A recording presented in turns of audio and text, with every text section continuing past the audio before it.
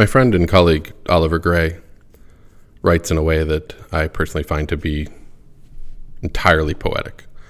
And one of the things I've always wanted to do is record a reading of one of his pieces, having not read it before, just to highlight how perfectly poetic some of the language actually is. So I haven't read this. I don't know what it says. I generally know what it's about from the title, but it feels so natural to me that I think on first reading, I could probably get pretty close to reading it as it was intended to sound. And to me, that is sort of the nature of poetry, where words reveal themselves in almost an inevitable way. And he's one of the best.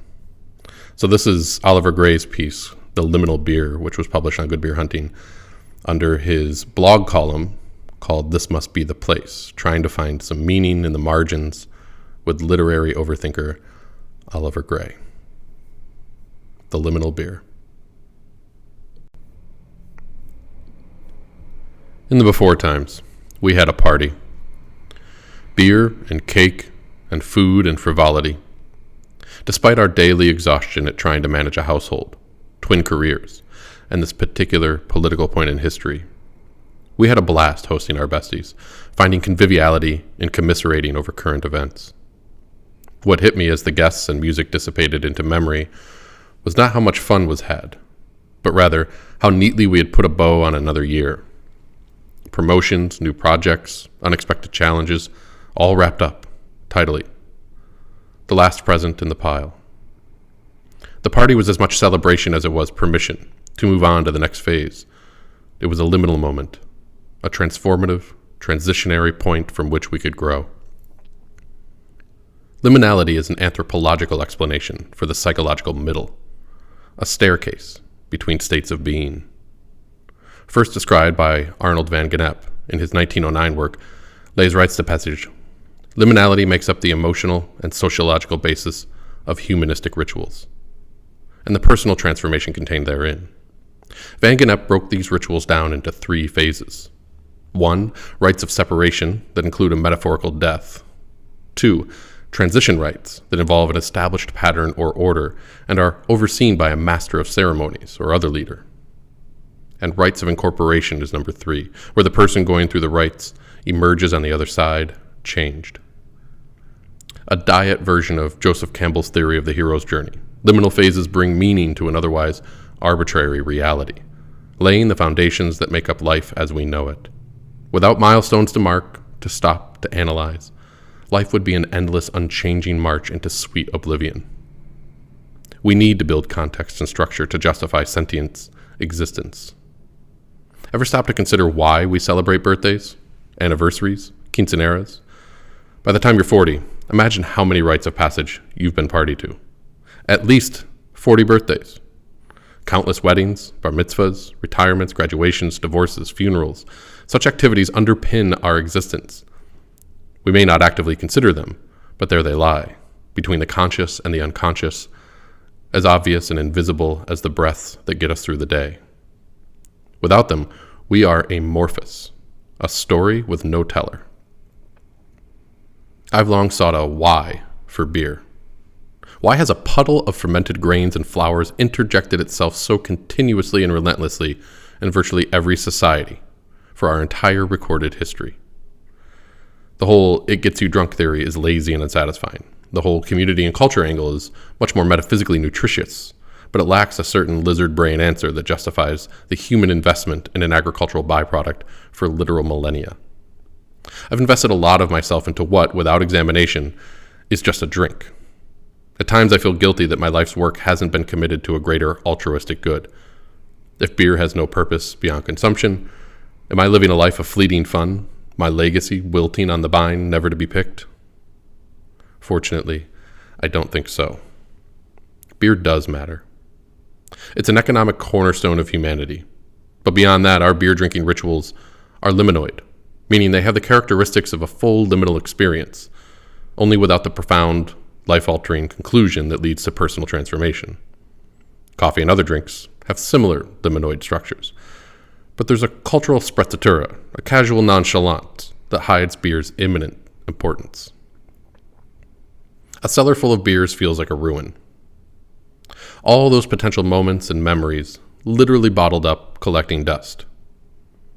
Beer is made to be consumed, and holding it in limbo feels ignoble. Like an abandoned building. Purpose, long lost to history. A collector's hoard of bottles is haunted by what could have been. Much of being a good bartender is theater. A warm welcome, a flare on the pole, enshrining the sanctity of the serve. Guinness has its two-part pour. Stella Artois, a knifed chalice. Czech lagers, rustic side pours. Those beers that have been established themselves as liminal superpowers understand the importance of the trappings of a ritual and build it into their identity. The fabled pint at an Irish pub has everything to do with what happens around the beer. While the quality of the draft is nigh mandatory, it's the atmosphere and context that makes a particular pint such a rarefied ideal. People strive for the perfect pint because it contains the formula for a perfect moment, a perfect memory, a meaning marker. What we've lost in our unplanned hiatus from bars isn't about the flavor or beer itself. It's about those moments that help define our relationships to others and to ourselves. That last email flees the outbox. You're free, at least for a geological blink. The ritual begins. We are Sisyphus. We are Tantalus. Never satisfied, the failures of our collective days seek resolution, which in turn seek through the liminal microtransactions, pints at the pub. Friday rolls around, its eager little belly pressed up against the bar, trying to get Saturday's attention. Slowing off a week's worth of life is no easy task, but with that first order, that first draw of independence, the stress drops off in dangerous sheets, like snow from the top of a semi. Taking glass in hand signifies a change. You're no longer work you. You're weekend you, vacation you, perhaps the real you, or at least the less confined you. Each beer is a microstory, a liquid cairn marking that point in time, a tether to here, now. The time it takes to drink 12 to 20 ounces gives us time to reflect, to talk, to bond and banter. The carbonation ticks an unnoticed clock, giving the ritual structure, limits. The bartender guides the entire rite, trusted, quite casually, to bring order to the swirling chaos of the human mind. We die and are born in each pint. We enter the bar as one person and exit another, not because of the drink itself, but rather the act of taking time to transition between parts of ourselves. Changed through our communion, culturally, emotionally, spiritually, beer is context, a catalyst, a connector, a point to link who we were to who we are, and ultimately, who we hope to be. Bubbles cascading through a glass shimmer with the faceted soul of humanity. A wink from a wedding. A wish from a birthday. A welcome from a birth. While the major liminal events get all of the attention, we define ourselves with little moments. We mold ourselves to meaning, born on ethyl alcohol and fruity esters. Filling our days is as simple as filling our glasses, sharing a joke, splitting an appetizer. Life would be exhausting, if not downright impossible, if every day were packed to the pillows with life-changing meaning.